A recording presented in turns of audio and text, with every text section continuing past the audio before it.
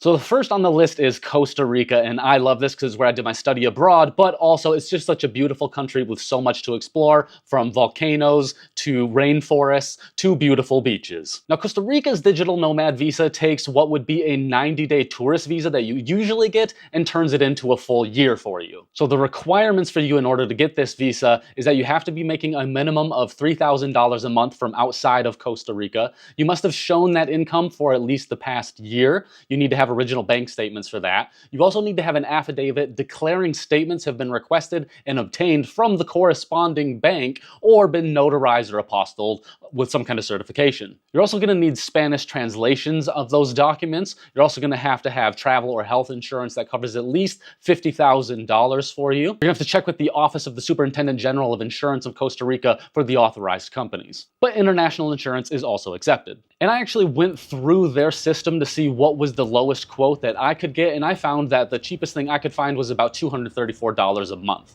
And that's a bit steep in my opinion. There are other travel insurances that I think you could get a better deal for. I personally use TravelX, and I'll put an affiliate link down in the description if you want to use them too. So you can bring dependents with you, but they each have to have their own medical coverage as well, and your children can be up to the age of 25, which I think is really generous. Now, if your child has a disability, they can actually be of any age, and you also need to show that you're actually making a little bit more at $4,000 a month. Now, renewals are possible. You can renew this for up to 1 year. You must show that you've stayed in Costa Rica for at least 80 days in the past year. You need to show your bank statements again, and you also need to show your medical coverage again.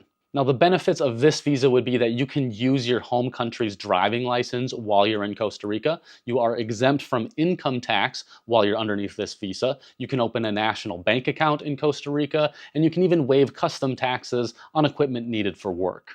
The second country is Malta. This island nation in Europe is filled with beautiful architecture wrapped by Mediterranean beaches. The Digital Nomad Visa here is known as the Nomad Residence Permit. This gives you permission to stay in Malta for 1 year, and you can renew it annually up to 4 years in a row. But you do have to be able to prove that you are a remote worker, and there's a couple ways to do that. So they say there's 3 ways to prove this. Number 1 is through employment. That's by working for an employer and having a contract of work for yourself.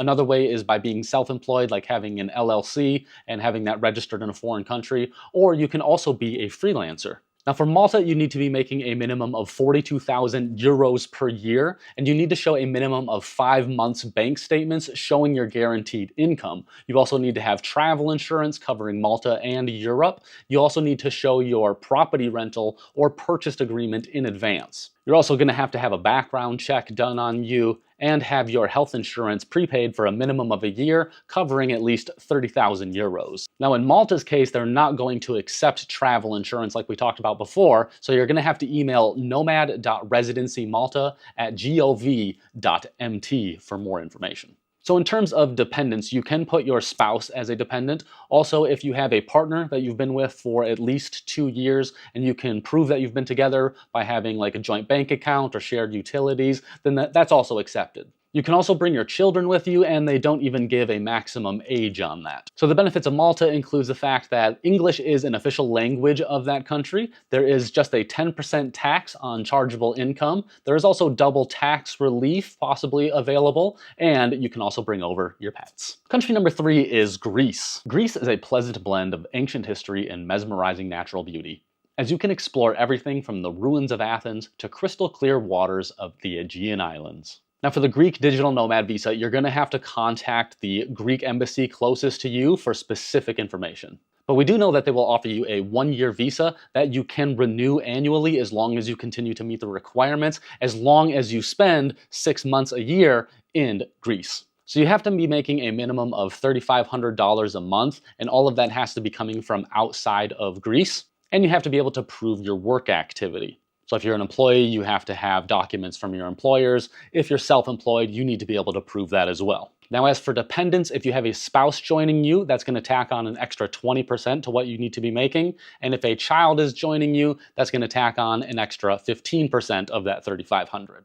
So if you have 1 spouse and 1 child, that would be an extra 35% total on top of 3,500 euros a month. Now, the benefits of this visa is that you get visa-free access to the Schengen area, which is 29 countries in total, including Czech Republic, France, Denmark, Germany, Austria, lots of places. New residents to Greece may also be able to join a special tax regime and get 50% reduction in income taxes for 7 years. And you also get some other social benefits of being a resident of Greece, such as access to Greek education, their healthcare, and even social security. The fourth country on the list is Thailand, and I'm always excited to talk about Thailand because there's so many cool places to live there. In the north, you have Chiang Mai, Chiang Rai, Pai, really cool mountainous areas. You got Bangkok, of course, there's Pattaya, but also if you go down south, there's lots of beautiful islands around Koh Samui and Koh Phangan, Koh Tao, for example, but also over on Phuket. There's just so much to do over there. That island's really well developed. And so I was pumped when they introduced the Destination Thailand Visa. This DTV visa has made it really easy to get into Thailand by giving us a 100-day entry. And that can actually be extended another 180 days every time you enter the country, so you can stay in Thailand almost a year without having to leave. And the Destination Thailand Visa is valid for 5 years. So there are some requirements for this. For example, you have to be at least 20 years old, and you either have to be on a workcation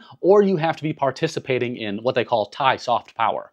Now, for the people on workation, that includes freelancers, remote workers, digital nomads, but you have to be able to prove this. For example, business owners could show a certificate of incorporation, employees could show a contract of employment, freelancers could show invoice statements or portfolios from things like Fiverr or LinkedIn, or documents may work just as well. These are just some examples. So to me, that actually feels pretty lenient as long as you have some documentation showing that you work online. So for the Thai soft power people, that might include things like Muay Thai courses or Thai cooking classes, or you could be participating in a music or arts festival, or you could be someone who is getting medical treatment. Now, you do also have to prove financial solvency, meaning you need to show a bank account that has at least $15,000 in it. Now, that number could vary between the consulates, but that's a general good guideline there. Now, as for dependents, there are no specific requirements beyond applying for their own visa as well. Now, the benefits of this visa are that it's a relatively long stay for a relatively low cost. It looks like it's about $400 for 5 years. There's also no 90-day reporting, which is a kind of a big deal in Thailand because it just means you don't have to go to what is essentially like a DMV office every 3 months. So actually kind of a big benefit to avoid that. Now, this is a multiple entry visa, so you can leave and re-enter as many times as you want. The fifth country is Portugal. Now, whether you want to live near the cliffs and beaches of the Algarve or in the vibrant and historic streets of Lisbon, Portugal is a safe place to live on a relatively low cost of living for Western Europe. Their Digital Nomad Visa is known as the D8 visa for digital nomads, and this gives you an initial stay of 120 days, which can be extended. You do have to prove employment or self-employment, and to prove financial solvency, you need to have a minimum of 3,280 euros per month or a bank balance of 9,840 euros. You're also going to have to provide a criminal record check, proof of your health insurance that covers the length of the visa, as well as proof of accommodation. Now, for the dependents, it is interesting because there's no specific requirements other than they need to apply separately, and they may have to first enter the country on a Schengen visa before getting their long-term visa as your dependent. Now, the major benefit of this is that it is a gateway to long-term residency and citizenship. Now, initially, you get a residence permit for 2 years, and that can be renewed for 3 years, and then after those 5 years, you can get a long-term permanent residency card. If you keep that for 5 years, then you can apply for citizenship. So you might also have potential access to the non-habitual resident program, which offers some favorable tax rates. The sixth country is Spain, and some people say that the Spanish don't like tourists, but I disagree, because why else would they have this digital nomad visa? So it lets you stay in Spain for 1 year initially, and you can renew it for up to 5 years in total. Now, there are some requirements, including you have to stay in Spain for at least 6 months of the year. You also have to have a college degree or something like 3 years work experience in a current field. You also have to prove your working status either as an employee or a self-employed person, as we've discussed before. You will have to get a criminal record check, and you have to be making at least 200% of the Spanish minimum wage. So that's roughly $2,400 per month right now. Now, if you're bringing over dependents, spouses and unmarried partners are allowed to join the visa. It's just going to be an extra 75% of the Spanish minimum wage. Children can also join in on the visa. It's just an extra 25% of the Spanish minimum wage. Now, what's cool about this visa is that it does let you work for Spanish clients, but it can only make up to a maximum of 20% of your income. There's also an affordable cost of living in Spain compared to some other parts of Europe. I spent 3 months in Barcelona and I loved the infrastructure, like the trains to help get around, but I also loved walking around and viewing the architecture too. It's a really cool place to live. And I also realized while I was there that it would be really easy to live outside of a place like Barcelona, but still within like an hour of a bus or train ride away. So you'd still get that small town feel, but be close to the major metropolitan area. The 7th country is Croatia. Now, I've never been to Croatia. I've never been drawn to Croatia. However, its digital nomad visa is piquing my interest. Now, it does only let you stay for 1 year, after which you have to wait another 6 months to reapply for the same program. So you can use it indefinitely, essentially, but you always have to leave the country for at least 6 months. Now, the requirements for applying include a criminal record check and proof of health insurance for the length of the visa. You also have to prove your work status, such as a work contract or your own business registration,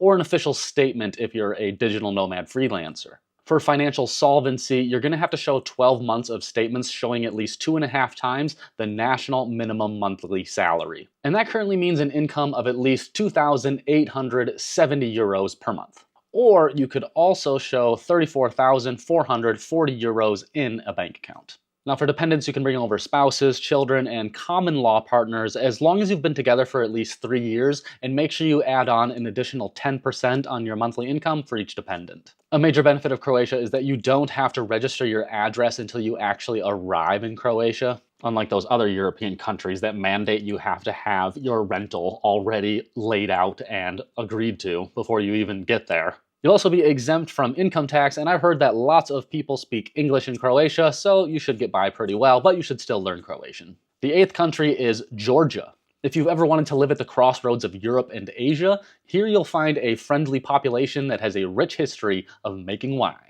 Now, for Georgia, you actually don't even need a visa. You can stay up to 1 year. So I'm wondering, why is even Georgia on this list? Because it's not even a digital nomad visa. And there are other countries that offer the same exact thing, like Albania, that are excluded from this list. Anyway, you can renew it, but of course, immigration authorities always have the right to question your intentions on how long you're staying. But essentially, it just seems like the only requirement is that you have to be alive and you have to show up with a valid passport. And as for your dependents, it's the exact same requirement. Some of the benefits of living in Georgia include a pleasant culture with a fairly low cost of living, yet it has solid infrastructure and gastronomy. It's also just a really nice central base location if you want to explore the Middle East, Europe, and Asia. The 9th country is Mauritius. It's a smaller island east of Madagascar that you'd totally forget existed if we weren't talking about it right now. However, it does look quite beautiful, and it's an island, so I love it. Plus, I heard they got a pretty awesome digital nomad visa. It's called the Premium Travel Visa, and it's really cool because most digital nomad visas, they want you to apply from your home country,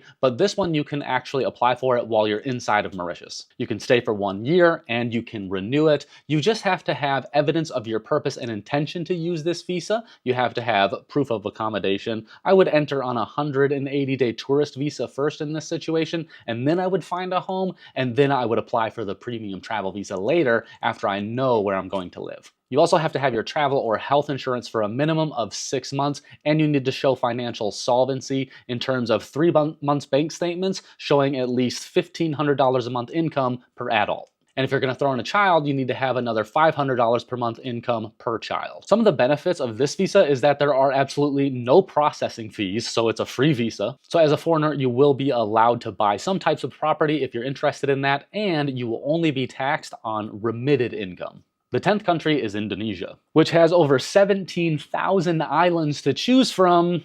Good luck with that. Their digital nomad visa is called the E33G visa. Now, it offers you 1 year stay and you can't renew it, but you can leave the country and then reapply for it. Every time you apply, you're going to need to show a minimum of $2,000 in a bank account for 3 months, a minimum income of $60,000 per year, and an employment contract with a business outside of Indonesia. Now, freelancers typically aren't allowed under this scheme, but it does sound like you could form an LLC and employ yourself that way to make yourself qualify for this. If I were going to go this route, I would speak to someone who's an immigration specialist within Indonesia, and I recommend you do the same. There are a few benefits to this visa, including that you can open a bank account while you're there, and you don't pay any income tax on foreign earned income. The 11th country is South Korea. And when I read this one, I was like, this one's certainly going to require the highest income because it's South Korea, and I was right. Now, the visa does let you stay 1 year plus allow a 1-year extension, so a total of 2 years. And then you could theoretically leave the country and reapply. Now, the requirements for this visa are that you have to be employed or self-employed freelancer,